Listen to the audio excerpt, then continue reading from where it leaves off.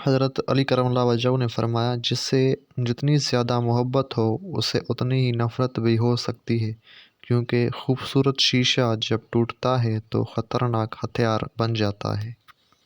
شیخ Saadi رحمۃ اللہ علیہ نے فرمایا، تعجب ہے کہ اللہ اتنی ساری مخلوق میں سے مجھے نہیں بھولتا، اور میرا تو ایک ہی اللہ ہے، میں اسے بھول جاتا ہوں۔ اپنی نیکی چھپانا آپ کی سوچ کا امتحان ہے، اور دوسروں کے گناہ چھپانا آپ کے کردار کا امتحان ہے۔ سورہ بقرہ میں اللہ تعالیٰ فرماتا ہے، اور اللہ کے سوا نہ تو تمہارا کوئی دوست ہے اور نہ ہی مددگار۔ الفاظ بھی پھولوں کی طرح ہوتے ہیں، انہیں سوچ سمجھ کر ادا کریں، ان میں سے آپ کے ظرف کی مہک آتی ہے۔ خوبصورتی کی کمی کو اخلاق پورا کر سکتا ہے، لیکن اخلاق کی کمی کو خوبصورتی پورا نہیں کر سکتی۔ جب اللہ کسی کو پسند کرتا ہے تو اسے خوب آزماتا ہے، بس تم صبر کرنا، کیونکہ صبر کرنے والوں کی منزل جنت ہے۔ اگر میرا علم مجھے انسان سے محبت کرنا نہیں سکھاتا تو ایک جاہل مجھ سے 1000 درجہ بہتر ہے۔ اکیلے رہنا بری صحبت میں رہنے سے بہتر ہے۔ خدا تمہیں پہچان لیتا ہے، چاہے تم کوئی بھی پردہ اوڑھ لو، جو تم نہیں کہتے وہ اسے بھی سنتا ہے۔ جب کسی طاقتور کو اس کے جرم کی سزا نہیں دی جاتی تو وہ سزا پورے سماج پر تقسیم ہو جاتی ہے۔ مطلب کی کشتی پر سوار لوگ بہت جلد مخلص لوگوں سے بچھڑ جاتے ہیں۔ حضرت علی کرم اللہ وجہ نے فرمایا، اگر تم اس وقت مسکراتے ہو جب تم پوری طرح ٹوٹ چکے ہو تو یقین جانو دنیا میں تمہیں کبھی کوئی نہیں توڑ سکتا۔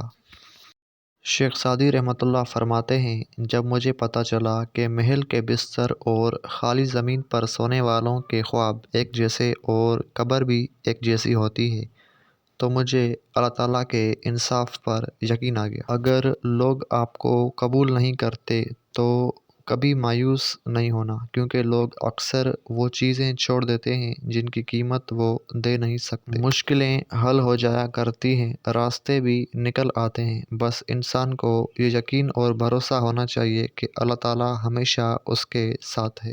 تم یہ فکر نہ کرو کہ خوشحالی اور آسانی کیسے آئے گی، کیونکہ جب اللہ تعالیٰ چاہتا ہے تو اس کے لیے ایسے اسباب و وسائل مہیا کر دیتا ہے جو ہمارے وہم و گمان میں بھی نہیں ہوتا۔ افلاطون کا قول ہے کہ بہت سے نقصانات انسان کو اس وجہ سے پہنچتے ہیں کہ وہ لوگوں سے مشورہ نہیں لیتا۔ ایک شخص نے ایک عالی شان بنگلہ دیکھ کر اپنے دوست سے کہا کہ جب ان امیروں کی قسمت میں مال و دولت لکھا جا رہا تھا تو ہم لوگ کہاں تھے؟ اس دوست نے اس کا ہاتھ پکڑا اور ایک ہسپتال میں لے گیا اور مریضوں کی طرف اشارہ کر کے کہا، جب ان مریضوں کی قسمت میں بیماریاں لکھی جا رہی تھیں تو تب تم کہاں تھے؟ شیخ سعدی رحمۃ اللہ نے فرمایا، آہستہ آہستہ چلنا مگر مسلسل چلنا کامیابی کی ضمانت ہے۔ کسی بزرگ سے کہا گیا، کچھ نصیحت کر دیں۔ فرمایا، بس دھیان رکھنا کوئی اللہ سے تمہاری شکایت نہ کر دے۔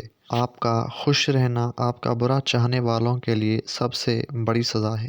اشفاق احمد کہتے ہیں کہ زندگی کے اکثر مقامات پر میں نے جانا کہ میرے ساتھ اللہ کے سوا کوئی نہیں ہے، اور تبھی مجھے اندازہ ہوا کہ صرف اللہ کا ہونا کس قدر بہتر ہے۔ رومی کہتے ہیں، جب زندگی میں تنہا ہو جاؤ تو جان لو کہ تمہارا رب تمہارے ساتھ وقت گزارنا چاہتا ہے، اور اس لیے اس نے سب کو تم سے دور کر دیا۔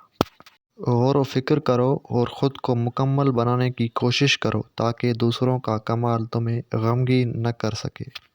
عبادت کا کوئی اصول نہیں ہوتا، وہ ہر اس آواز کو سنتا ہے جو مخلص دل سے نکلی ہو۔ آپ سے ایک چھوٹی سی ریکویسٹ ہے کہ اس چینل کو سبسکرائب ضرور کریں۔ شکریہ۔